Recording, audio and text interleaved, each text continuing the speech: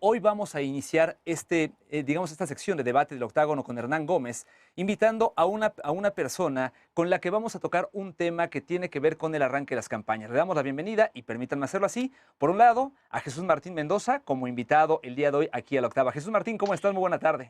Gracias, Daniel Rosas. Qué gusto me da el saludarlos a ustedes, a toda la audiencia de la octava, del octágono también. Es un verdadero honor estar nuevamente en los micrófonos de Grupo Radio Centro. Es un verdadero honor.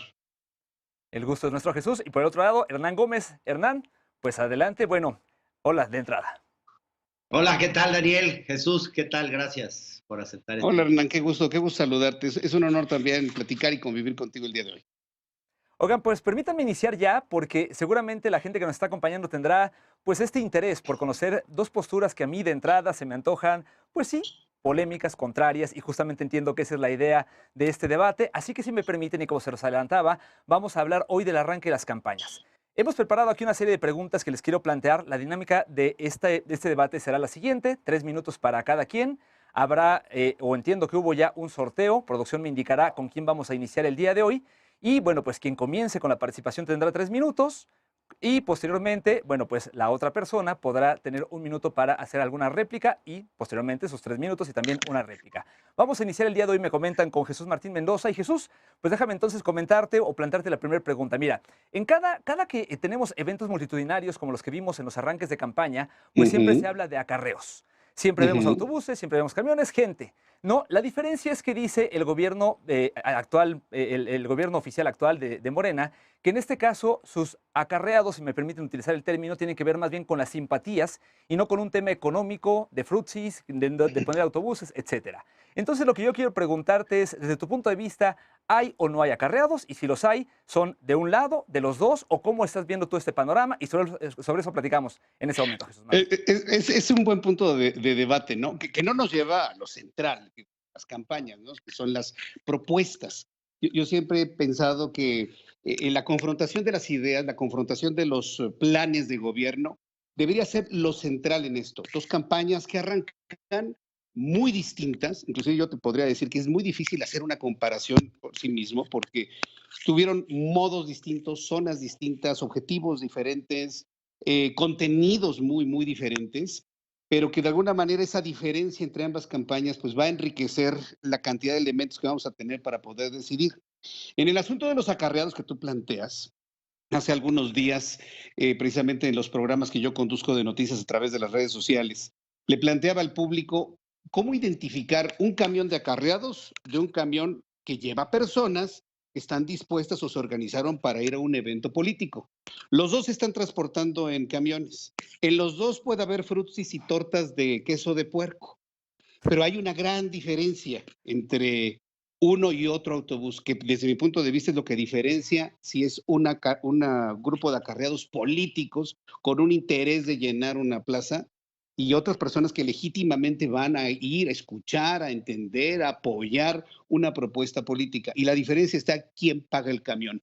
Desde mi punto de vista, quien paga el camión puede definir si se trata de acarreos para llenar una plaza y que sirva para la foto del dron, y el otro, pues sí, es un camión que es pagado por las mismas personas que están interesadas en ir a hacer un apoyo, una presencia, ir a escuchar una propuesta, ir a levantar una bandera y decir yo estoy aquí en apoyo y no necesito que nadie me traiga, más que pues nos organizamos, contratamos nuestro camioncito, lo pagamos y demás. Y te lo comento porque en el 18 de febrero yo fui con un grupo de amigos para no ir en 20, 30, 40 coches, contratamos un camión, lo pagamos nosotros con nuestros ahorritos, no había frutsis, no había tortas, pero había plática, había fotos y demás, nos dejaron el lugar, caminamos, nos volvimos a subir, pero contratamos nosotros el servicio. Y hay facturas que así lo comprueban. En el otro caso, pues quién sabe, la verdad es que no lo sé, pero pues el dinero de quién paga los camiones, desde mi punto de vista, es lo que define si un camión es de acarreados para llenar una plaza o de personas interesadas en apoyar un proyecto. Ahora, hablando de los proyectos, yo estoy seguro que vamos a tener muchos elementos para poder discutir de los contenidos y de lo que ofrece una propuesta, lo que ofrece otra propuesta, en función de las necesidades de arreglar muchos problemas y de reconstruir a nuestro país. Ahí la postura de Jesús Martín Mendoza. Muy bien. Jesús Martín, a ver, Hernán, tu postura al respecto, que no sé si será tan coincidente con la de Jesús Martín, tú nos dirás. Adelante, 3 minutos, por favor. No, obviamente no. De entrada, yo no uso el término acarreo muy frecuentemente. No me gusta. Me parece que tiene una carga de desprecio hacia la gente y de mucho prejuicio porque el hecho de que a una persona la lleven a un meeting e incluso que le den un fruto libre albedrío, no crea en la causa, no esté comprometida, supone una idea, decirlo así, supone la idea de que la gente pobre, especialmente, tiene un precio y que van a un meeting por un frutzi o una torta. Esto es ridículo. Nadie pierde un día entero de su vida para ir por un frutzi o una torta al centro de la Ciudad de México, ni mucho menos o en algunos les dan 100 pesos para que ellos se compren el frutzi y la torta, y a veces para que paguen algún transporte o alguna cosa. Nadie va a un meeting por eso. Las cosas son mucho más complejas. Y yo veo que Jesús plantea una distinción totalmente clasista. Totalmente clasista. O sea, lo que nos está diciendo Jesús es que él, como a él le alcanza para pagarse su propio camión, entonces él es un ciudadano libre que tiene criterio propio y que es independiente y que va por su propia voluntad. En cambio, el fregado, que obviamente no tiene para pagarse los no sé cuánto cobraban para ir a las marchas de los Rosas en defensa del INE y este tipo de marchas, pero seguro pagaban unos 200 pesos, porque yo alguna vez me subí a una de esas marchas a entrevistar gente y te suben a un camioncito al que pagas, claro.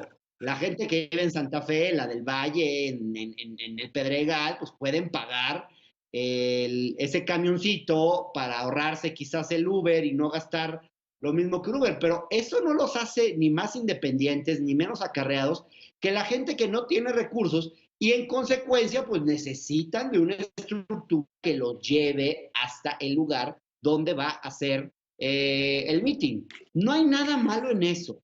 Yo siempre he dicho que dejémonos de preconceptos y que bienvenido al frutzi, bienvenida a la torta, si es para que la gente se exprese, participe en política, etcétera. Se tiende a decir que son los de Morena los acarreados. La verdad es que yo digo acarreados entre comillas, los hay del lado morenista como del lado de la alianza y como de cualquier otro grupo, y no los hace más, no los hace menos el que alguien los lleve a un meeting. Ahora sí quiero decir algo. Hay que empezar a cuestionar esta idea de que hay que llenar la plaza, porque también los periodistas tenemos la responsabilidad de que cada vez que no se llena un espacio, empezamos a señalar y empezamos a decir que el evento fue un fracaso. Ya vieron lo que pasó con Clara Brugada el otro día en el Auditorio Nacional.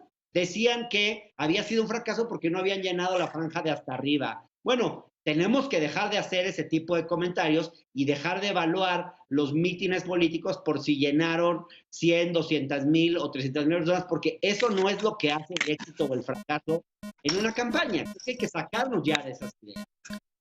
Correcto. Jesús Martín, Sí. entonces, ¿es clasista el acarreo o no es clasista? ¿Qué respondes? Pues a mí, lo que respondo es que me llama mucho la atención que Hernán hable de clasismo cuando él ha sido un periodista que se ha ido a las plazas públicas a preguntarle a los blancos y privilegiados qué hacen ahí. O sea, si aquí hay alguien que plantea cosas de clasismo, es quien los identifica y se va precisamente a las marchas y a las manifestaciones a buscar a la gente más güera para poderle hacer este tipo de comentarios. El día 18 de febrero, yo vi de todo, de todo absolutamente, porque yo sí estuve ahí. Y vi de todo tipo de colores, sabores, alturas, obesidades, flacuras, de todo. Nunca había visto yo una manifestación tan heterogénea como la del 18 de febrero en el Zócalo de la Ciudad de México. Entonces, eso por un lado. Por el otro lado, coincido con Hernán sobre el asunto, el término de acarreo. O sea, es un término despectivo, ¿no? Es un término que desprecia inclusive la posible inteligencia o la mucha inteligencia que pueda tener la sociedad mexicana. Hace ratito en el programa, hace rato, era precisamente lo que comentaba. Es lo que no me gusta de los plantones de los eventos masivos del Movimiento de Regeneración Nacional, le hablan a gente como si tuviera algún tipo de tara, como si tuvieran algún tipo de retraso. A lo mejor el retraso puede ser de oportunidades, puede ser de educación, puede ser de falta de información, puede ser de falta de oportunidad, pero hablarles de esa manera no estoy tan de acuerdo. Y ahorita les sigo, porque hay otro asunto. Bueno, ahí las posturas en torno a este asunto. Permítanme cambiar un poco la dinámica para que los dos tengan el mismo tiempo estando Me en toca radio. responder, ¿no, Daniel? Sí, A- y te doy el minutito y ahorita continuamos entonces el streaming. Venga, Hernán. Simplemente decirle a Jesús Martín Mendoza que pues no entiende lo que es el clasismo, porque señalar la existencia del clasismo no es ser clasista. Señalar la existencia del racismo estructural en nuestra sociedad no es ser racista.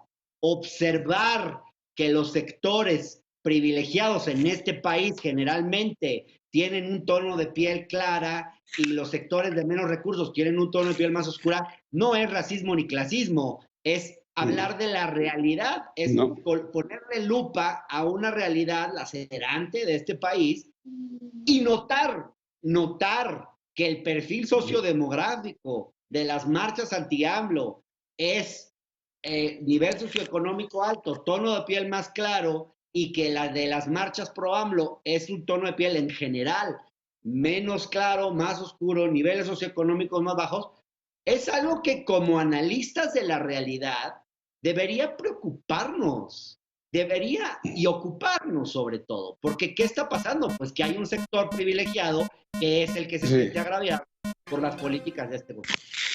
Sí, pero ahí la postura de Hernán.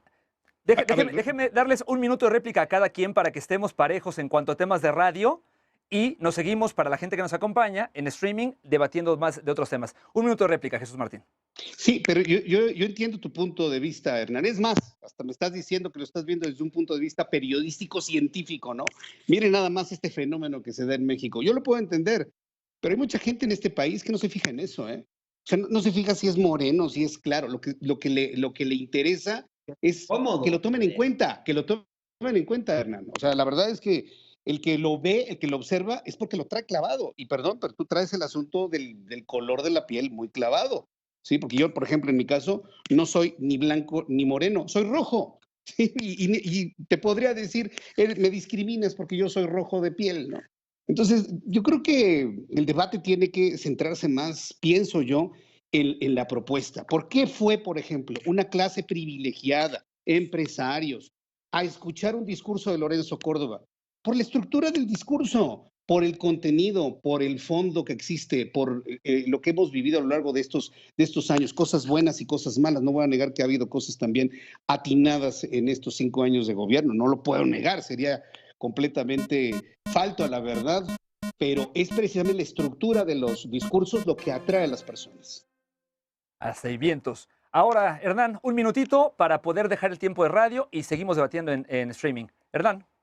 No, pues Daniel decía que yo iba a las marchas a buscar a gente güera y hacer un ejercicio de clasismo. Simplemente le respondí que hablar de tono de piel y y tratar de mostrar cómo piensan los sectores socioeconómicos más privilegiados de este país y notar que son los más antiobradoristas, pues no es clasismo, es simplemente ponerle lupa a cómo está en este momento pues ahora sí que hasta la situación política del país. Me parece que es una discusión que hay que dar. Obviamente a mucha gente le incomoda que se hable de ese tipo de cosas, porque son temas que han sido siempre tabú por mucho tiempo. Pues sí estoy clavado en esos temas, pero también creo que son temas que se han puesto sobre la mesa con esta administración. Yo creo que este presidente, en mi opinión, una de las virtudes que ha tenido es ponerle lupa al tema del clasismo y el racismo.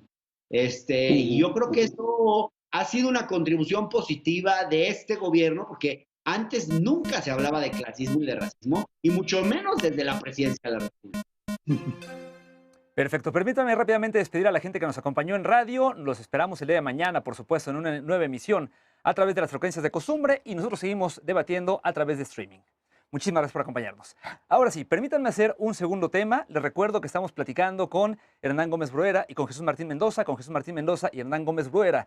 Estamos debatiendo en esta primera emisión sobre los arranques de campaña y ya que estaban hablando de propuestas, permítanme iniciar entonces ahora una segunda pregunta o ronda de debates que tiene que ver ahora justamente con este tema. A ver, habíamos hablado de los temas del simbolismo, de los simbolismos, de las propuestas, y los dos han tocado justamente uno de los puntos que es el Zócalo capitalino, donde se realizaron pues el acto de campaña de Sheinbaum y también la marcha del pasado día 18.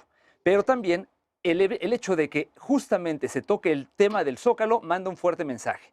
De entrada, Claudia Sheinbaum había anunciado que el Zócalo sería ocupado para el cierre de campaña, lo cambia para el arranque de campaña a 2 semanas después de que se dio esta marcha de la que ya estaban hablando. Entonces, lo que quiero preguntarles en este caso es, ¿acaso se habrán sentido vulnerables alguno de los dos grupos?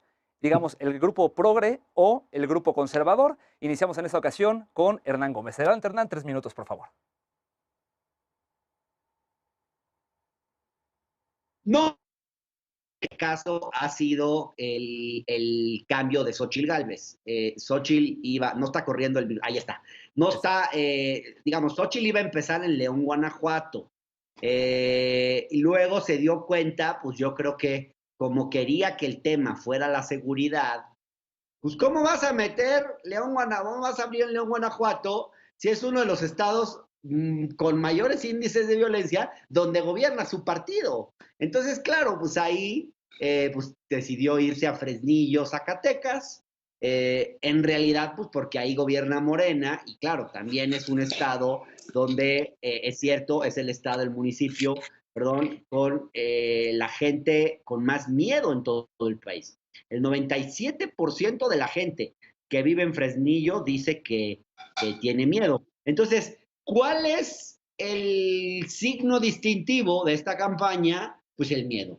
Eso es lo que están queriendo utilizar como emblema de campaña. Y no es casual, los discursos tanto del PAN, del PRIAN, digamos, y ahora de MC, se han centrado muy fuertemente en sus primeros días de campaña en temas de seguridad pública, donde pues ciertamente este gobierno, hay que reconocerlo, ha tenido, digamos, uno de sus mayores déficits.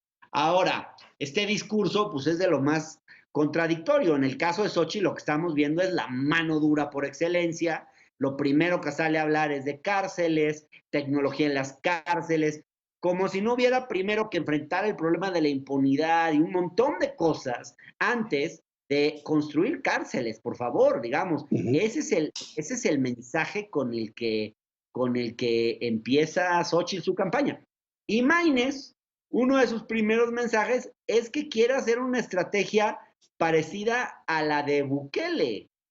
La de Bukele en El Salvador, que pues también en el fondo es un discurso de mano dura, porque dice, sí, quiero ser como Bukele, pero sin violar derechos humanos. Perdón, es que lo que ha hecho Bukele no se podría lograr sin pisotear la Constitución, la legalidad, los derechos de las víctimas. Entonces, es muy tramposo, porque es decir, quiero los resultados de Bukele, pero sin los costos de Bukele. Pues eso es nada, ¿no? Eso es hablar cosas como muy, muy lógicas. Entre Xóchitl, que quiere construir una prisión de muy alta seguridad con tecnología de punta para que los delincuentes tengan miedo, como que eso va a solucionar la inseguridad, que los delincuentes tengan miedo porque la cárcel va a estar muy ruda, por favor, como si nadie quiere ir a la cárcel, hombre. Las cárceles de este país son un infierno. No necesitas poner una cárcel con tecnología de punta ni todas estas cosas para inhibir las conductas delictivas, digamos. Creo que la oposición está prácticamente perdida en la orfandad discursiva y pues planteando un discurso en el fondo medio calderonista, ¿no? Contra el enemigo interno, contra la delincuencia. Es otra vez la guerra contra el narcotráfico.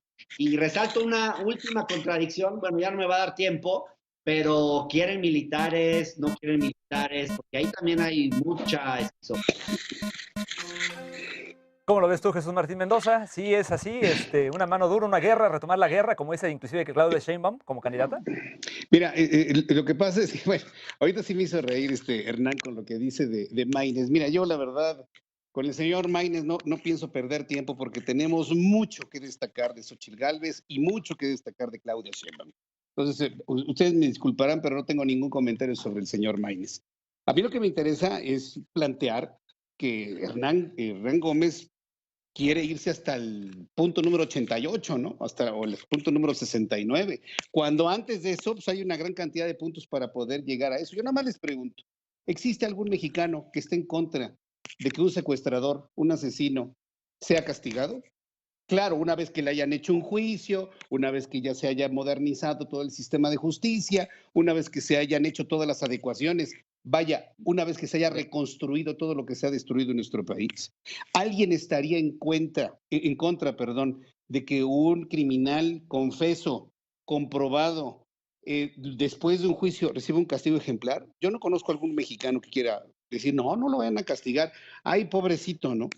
Yo puedo entender que Xochitl Gálvez a lo mejor mencionó el punto 88 antes de hablar del 2, 3, 4, 5, 6, 7, 8, 9 hasta llegar a ese punto. Pero tampoco nos podemos quedar en una discusión de que, ay, es que propuso una cárcel. No, es que hay una serie de propuestas en medio que nos van a llevar a un castigo ejemplar a quien se ha pasado de listo, a quien ha sembrado el miedo en el país, a quien ha secuestrado, a quien ha robado, a quien ha producido dolor en la sociedad mexicana. Demeritar el planteamiento de que hay sectores de México que están con el miedo, claro que lo hay. O sea, decir que no hay miedo, perdón, Hernán, pero no es preciso, no es verdad. Pregúntale a una familia que tiene un negocio donde lo están extorsionando, y le están amenazando de, si no me pagas la lana, vengo mañana a matarte. Eso es tener miedo, porque esos son actos de terror. Las masacres que hemos visto son actos de terror. Es decir, nadie está planteando que se haga una guerra gigantesca y haya más de 1 millón, porque ahorita ya tenemos 800,000 muertos por la pandemia y 200,000 muertos por el crimen organizado y demás. Nadie está pidiendo de que haya más muertos. Ya suficientes tuvimos en la administración de Andrés Manuel López Obrador. Pero que me vengan y me digan, es que la sociedad no tiene miedo. No, claro que sí tiene miedo. Por supuesto que tiene miedo. Y quiere castigos ejemplares. Pero también tenemos propuestas de soluciones completamente descabelladas, como la de Eduardo Verástegui, no sé si ya la viste, ¿no? Que porten armas todos, ¿no? Y salen un video disparando. Tampoco se trata de hacer eso. Lo único que se demuestra es que con la propuesta de Xochitl de la cárcel, sin haber detallado todo lo que va de principio a fin, la propuesta de Eduardo Verástegui de que todos tengamos una pistola y la disparemos a diestra y siniestra, perdón, la propuesta de Claudia Sheinbaum que dice, nosotros no vamos a hacer la guerra, nosotros no le vamos a declarar la guerra a los criminales. Oye, espérame, hay una familia que si quiere que los detengan y que les den un castigo ejemplar y que los metan al bote porque les mataron a un familiar, a un tío, a un primo, a un hermano, porque les desaparecieron a una mujer, hay gente que sí lo quiere y que diga, vamos a construir la paz. Es tan ambiguo eso de construir la paz en una situación en la que se le ha dado manga ancha a los criminales. Se mueren de la risa de los abrazos, Hernán. Amigos que nos están viendo, se mueren de la risa. Es una realidad que tenemos. Hoy, ¿quién sale a la calle con toda la tranquilidad del mundo? A lo mejor no te pasa nada, pero vas con el miedo de poder regresar a tu casa. Y esa es una realidad, hablando de realidades. Hernán, un minuto, por favor. Lo de los abrazos es un tema retórico, o sea, no es tampoco que se esté enfrentando la violencia con puros abrazos. Está el ejército en las calles enfrentando al crimen organizado.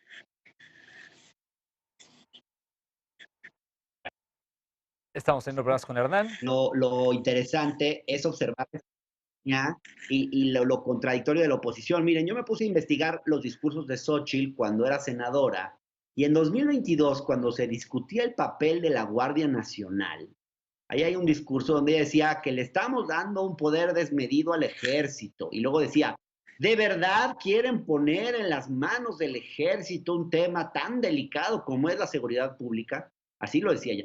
Y ahora, en su campaña, da por hecho el papel del ejército y lo que dice es que vamos a sacar a los soldados y marinos de las tareas civiles que los distraen de su misión principal, que es defender a México de la amenaza a nuestra soberanía el control territorial del crimen organizado, devasta zonas del país y todo eso, y dice a los militares lo que es de los militares. Y ya asume que los militares estén en tareas de seguridad. Pues, ¿qué quieren? ¿Quieren a los militares en tareas de seguridad? Hernán. Los quieren. A ver, momento. Pues sí, a ver, si les parece, podemos desviarnos un poco hacia, bueno, no desviarnos, complementar un poco sobre este tema de los militares. No sé si Jesús Martín, si quieres utilizar tu minuto para abundar sobre este tema o contestar. Adelante, por favor. No, sí, por supuesto, sí. Es que, a ver, tiene razón Hernán en decir, es que parece una contradicción, ¿no? De que antes decía que no y ahora que sí. Lo que pasa es que ahora, hoy en día, ahí te va, hoy en día que se ha depauperado la policía, que se han desmantelado los grupos, que han sido cooptados por el crimen organizado después de 5 años de abrazos, si quitas tú al ejército de algunos puntos, la gente se queda sin protección alguna porque ya no hay policía. O sea, porque desaparecieron grupos policíacos de algunos puntos de la República Mexicana. Eso por un lado. Dices que los abrazos es un asunto retórico. Bueno, yo podría comprar esa versión, pero cuando tú dices, ahí está el ejército combatiendo el crimen, perdóname, pero tienen órdenes de no atacar a los criminales. ¿Por qué crees que hay ese tipo de situaciones en las carreteras que han asaltado a 84,000 personas durante 5 años en las carreteras? Porque aunque esté la Guardia Nacional en las autopistas, tienen órdenes de no enfrentarse, de dar abrazos. Entonces no es retórico, es una realidad. Hoy tú no ves acciones concretas del ejército para detener a grandes criminales, y cuando lo hubo en el caso de Ovidio, tuvo que aparecer el presidente para ordenar su liberación. Permítanme ahondar sobre este tema y si les parece bien, le damos un minuto más a cada quien para seguir platicando sobre el papel del ejército. No, vamos con un minuto, por favor. ¿No? Un minuto para cada quien para que ahondemos sobre el tema del ejército en particular y cambiamos otro tema. Hernán, por favor, un minuto. Pues yo veo a Jesús abrazando el mismo populismo punitivo de la oposición, que está en el rollo de medrar con el tema de la seguridad, con ideas, digamos, de línea dura, simpatizando ahí un poquito con Bukele, pensando que la solución para el problema de la violencia en el país es construir cárceles, nada sustantivo, nada de fondo, nada transformador. Yo creo que la línea tiene que seguir siendo atacar el problema a partir de sus causas. Son las causas de la delincuencia las que, claro, este gobierno tendría que ir mucho más allá. En algún momento, en parte del discurso era, por ejemplo, plantearse la discusión de despenalizar el consumo de drogas, ese tipo de cosas que quizás, pues con soluciones de ese tipo, de pronto, porque al final el gran problema es el negocio de la droga, que es un negocio pues, que tiene cantidades inmensas de dinero y que pues, tiene una lógica de mercado al final. Jesús Martín, un minuto, por favor. ¿Sabes cuál ha sido el error, Hernán? Que de ambas posiciones se han ido o una u otra cosa, pero tienen que ser las dos. O sea, tienen que ser las dos. Es decir, atacar las causas, porque evidentemente todos los días están haciendo una nueva generación que tenemos que evitar que se corrompa, que se pudra. Sí, pero al mismo tiempo tienes que contener las acciones de las manzanas que ya están podridas. Perdón que lo mencione de esa manera, vas a decir que soy un clasista y que vas a decir que no, señor, ve a mexicanos que están completamente podridos. O los hombres y mujeres que han probado las mieles del dinero fácil, del dinero producto del crimen y de manera abundante, difícilmente se van a reintegrar a la sociedad para ganarte un salario de 11,000 pesos al mes, Hernán. O sea, eso no sucede en ninguna parte del mundo. Entonces, lo que tú tienes que hacer es sí reintegrar a estas personas a través de un sistema penitenciario, carcelario, de justicia, que los reintegre a la sociedad, pero al mismo tiempo atendiendo las causas. En este punto yo te podría decir que si las dos posiciones políticas se unieran, podríamos lograr cosas muy interesantes. Sí castigar al que se merece castigo y también evitar que los niños se corrompan con este problema del narcotráfico y del dinero fácil. Uy, estoy viendo una posición más moderada de Jesús Martín Mendoza, lo cual me sorprende, déjame decirlo, y lo digo con mucho respeto, Jesús, por supuesto, ¿no? Quiero agradecerle a ambos el haber participado. Tenemos por cuestiones de tiempo que cortar aquí el debate, pero por supuesto dejamos la invitación abierta para otros temas. Yo dejaría nada más un planteamiento aquí a la reflexión. Podríamos hablar dentro del arranque de campañas todavía de las denuncias que se han hecho sobre, por ejemplo, bots, el uso de los bots. Lo ha dicho, por ejemplo, el señalamiento lo ha hecho el presidente López Obrador en su momento. También hubo ahí una investigación de la Red por los Derechos Digitales hablando de que también desde el ejército se han usado los bots. Y no sé, me gustaría solamente preguntarle rapidísimo su opinión y si quieren debatimos un poquito sobre este tema, el uso o no uso de los bots, cómo lo están viendo. Iniciamos, si me permiten, con Jesús Martín Mendoza. Te doy nada más un minutito en esta ocasión, Jesús, por cuestiones de tiempo. Lo mismo para Hernán y hablamos de esto, por favor. Bueno, sobre el asunto de los bots y sobre todo en las redes sociales, la que más utilizo es Twitter. La única experiencia que he tenido con los bots, yo no podría asegurar de que hay una granja o que hay una oficina donde haya un individuo con 1000 teléfonos celulares y demás. Yo no lo he visto, pero lo que sí veo, por ejemplo, cuando levanto un tuit en mi teléfono celular que llega a ser polémico, me encuentro con cuentas que no tienen seguidores, que tienen un seguidor, que tienen nombres ridículos, que tienen fotos de dibujos animados y que me dicen hasta de lo que me voy a morir, ¿no? Entonces, cuando no hay una identificación de las personas, pues puedo sospechar que se trata de un bot. Entonces, y normalmente son sin nombres, sin rostros y sin nada, cuando uno sí está dando nombre, rostro, ubicación y demás. Es una lucha dispareja, ¿no? Porque te llega un avispero de gente anónima, voy a calificarlos de esa manera, de personas o de cuentas anónimas, donde tú les pides, a ver, identifícate, y no te dan ni cara, no te dan rostro, no te dan nombre, te insultan, te atacan, eh, y para mí esos son los famosos bots. Ok, pero servirán para elevar, digamos, el nivel de alguno de los candidatos. Hernán, ¿tú qué dices? Creo que lo que nos estás preguntando es por la campaña de narcopresidente y Exactamente. de muchísimo dinero para tratar de instalar la narrativa de un vínculo entre el presidente y el crimen organizado y ahora también de su candidata. Es de lo más bajo, de lo más pueril, de lo más mezquino que ha hecho la oposición hasta ahora, incurrir en esta campaña tan absurda.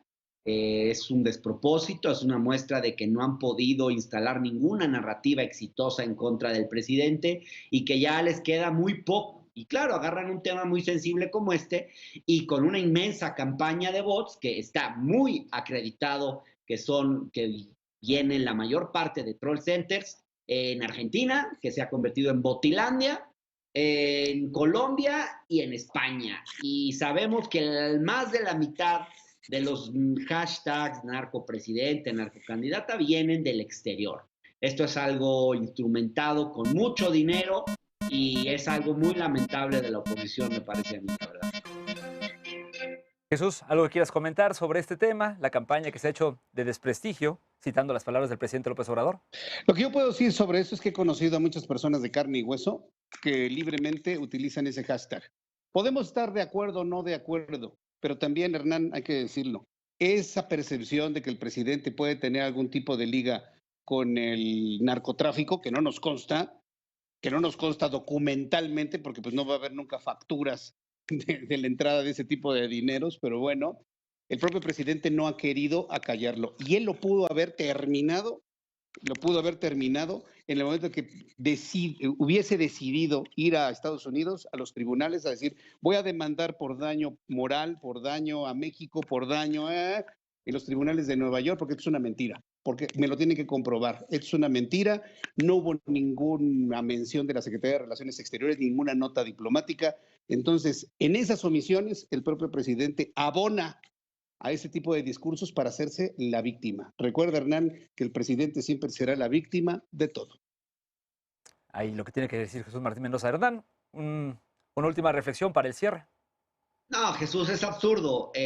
Tú bien sabes que si el presidente demandara algún periódico, toda la oposición estaría condenando el hecho y diciendo que está buscando atentar contra la libertad de expresión, si de por sí se lo dicen todo el tiempo. Yo no creo que el presidente haría eso, nunca ha sido esa su política, la de demandar periodistas, y qué bueno que no lo sea, porque estoy seguro que tú serías el primero en criticar una cosa así.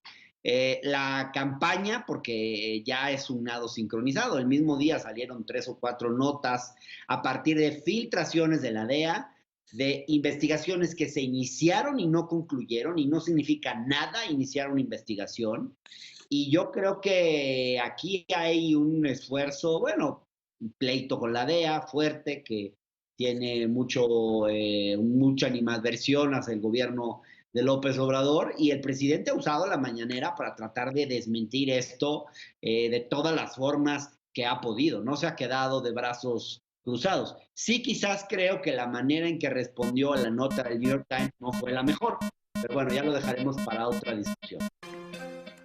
Así es, mi querido Hernán, tenemos que dejarlo para otra ocasión. Pues quiero agradecerle a ambos su presencia, sus valiosas opiniones, este debate enriquecedor para el público. La idea, por supuesto, es que sea enriquecedor para el público. Y bueno, pues si me permiten, nos despedimos, pero pues los invitaremos, sobre todo a ti, Jesús Martín Mendoza, seguramente a una siguiente emisión. Muchísimas gracias por haber participado, por habernos acompañado, Jesús. Muchas gracias, Daniel. Un verdadero gusto platicar contigo, mi querido Hernán, y esperemos vernos en una oportunidad futura. Muchísimas gracias. Por el contrario, Hernán, muchísimas gracias también a ti. Encantado, gracias Jesús, gracias Daniel, y saludos al público de La Octava y Radio Centro.